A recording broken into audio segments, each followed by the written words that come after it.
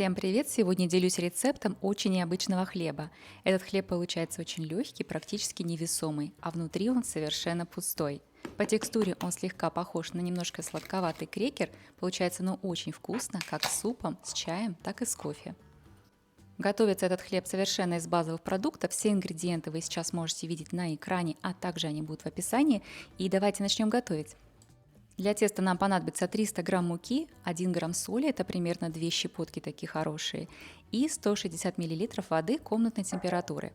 Все это перемешиваем просто вилкой до тех пор, пока все ингредиенты не объединятся.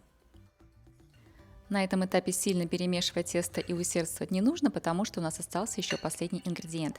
Добавляем в тесто вот сейчас как раз 15 миллилитров растительного масла. Убираем вилочку в сторону и вымешиваем тесто руками. Тесто сильно не прилипает и вымешивается достаточно просто. Оно мягкое, податливое и похоже на тесто на пельмени. Продолжаем вымешивать это тесто 3-4 минуты до тех пор, пока оно не станет однородным и очень мягким.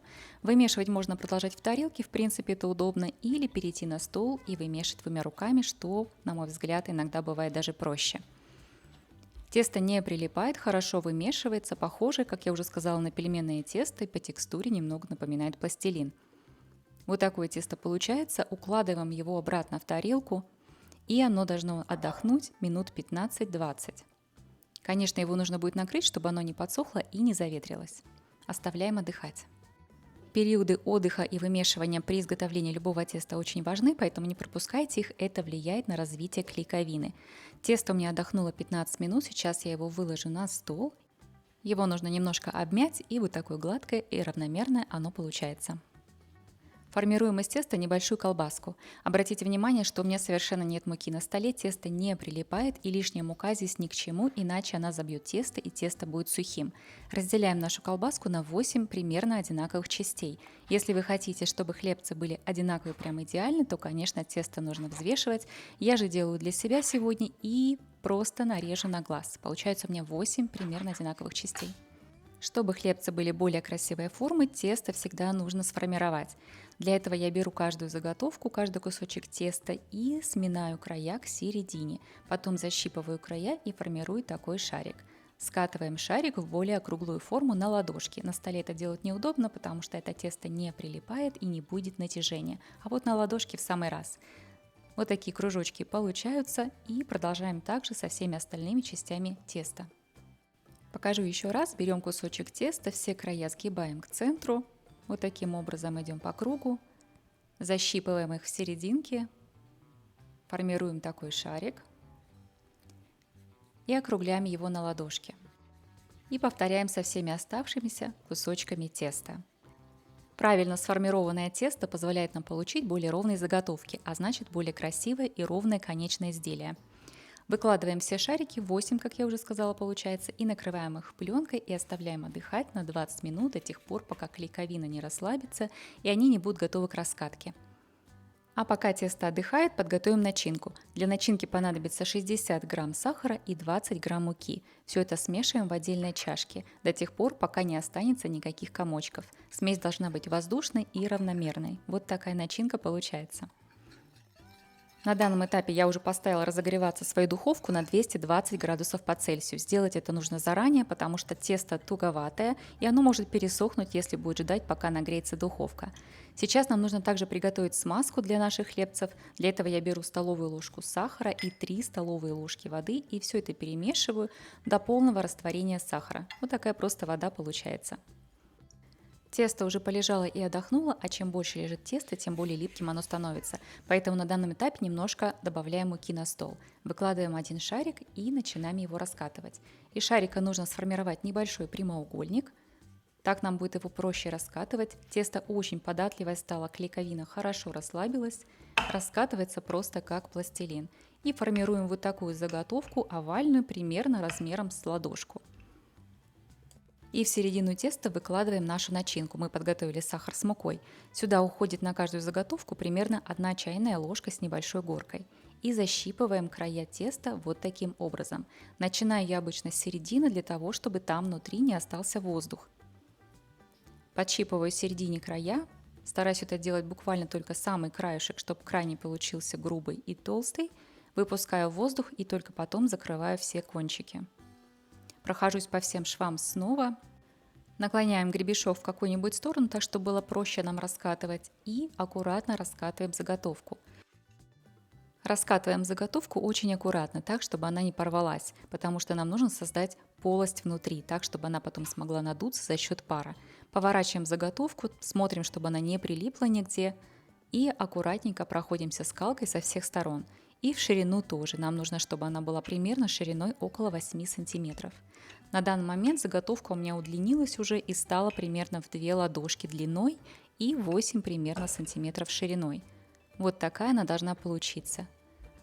Бывает так, что во время раскатки эта заготовочка немного прилипает к столу, ее можно легко поднять с помощью кондитерского шпателя или широким ножом, аккуратненько отлепив ее от стола. Ну вот, первый хлебушек готов, в толщину теста получилось примерно 3 мм. Выкладываю я заготовки друг за другом на противень, застеленный пергаментной бумагой. Пергаментная бумага у меня не прилипает. Если будете выкладывать сразу на противень, то противень можете смазать немного растительным маслом. Выкладываю я заготовки рядом прям друг с другом, потому что они не расширяются вширь, но они поднимаются вверх. На один противень у меня помещается всего таких 3 хлебца, поэтому я подготовила 2 противня, один поменьше и один побольше, и буду выпекать в 2 захода. Продолжаем со всеми оставшимися кусочками теста. Еще раз повторю, что очень важно, чтобы духовка была нагрета заранее, чтобы наши заготовки не пересохли во время ожидания. На данный момент она уже готова и нагрелась. Сейчас я еще раз покажу размеры. 8 ширина и 26 в длину каждая заготовка.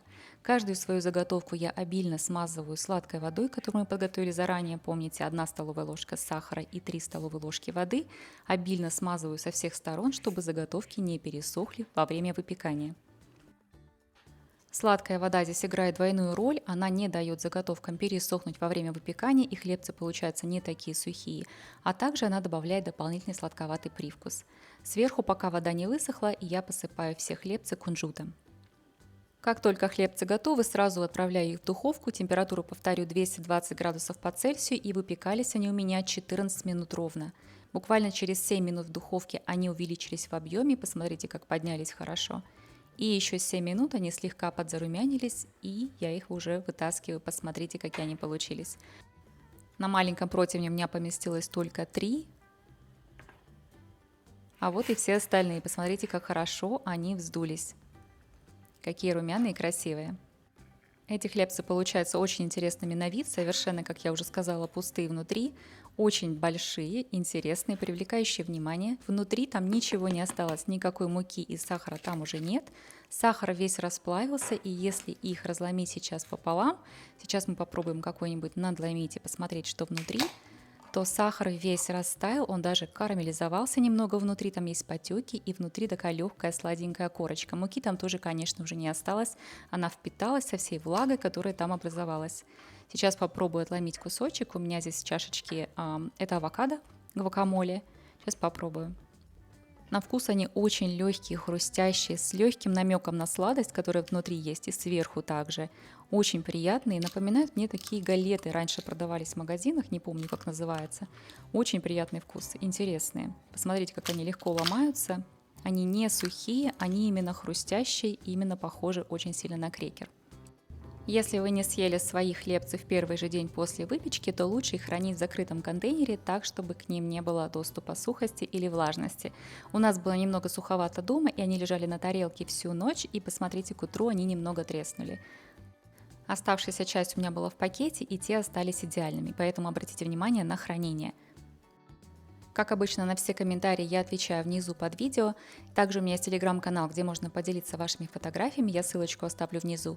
А я с вами прощаюсь и до встречи в новых видео.